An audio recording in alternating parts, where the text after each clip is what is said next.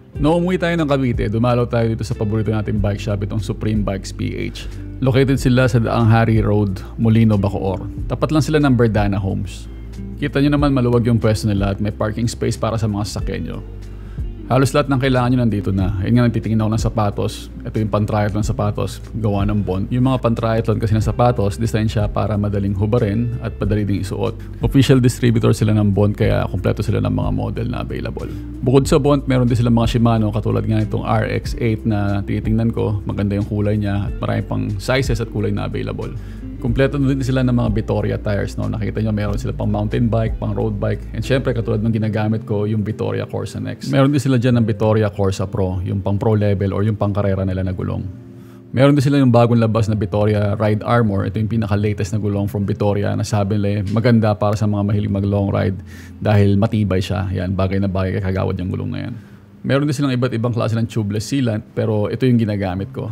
Siyempre, meron din silang ibang brand ng gulong, katulad nga itong Pana Racer na Gravel King na pang gravel bike. Kung nagugustuhan nyo yung jersey na sinusuot ko, ito yung Cyclonus na walang zipper. Available din siya dito sa Supreme Bikes PH. Ito yung bago, ito yung mga Cyc Plus na product. Meron silang mga Cyc Plus na GPS computer dyan, very affordable. And syempre itong AS2 na mini bicycle tire inflator. Yan yung ginagamit ko na rechargeable na pambomba ng gulong. Meron na rin silang Cyc Plus na heart rate monitor na napaka-reliable. Itong wheelset na to medyo kumuha na attention ko. Alam ko ito sa mga pinakamagandang wheelset na available ngayon sa market. Ito yung Hunt. Isa sa mga pinaka-aero and pinakamabilis na wheelset daw na malalagay nyo sa bisikleta nyo.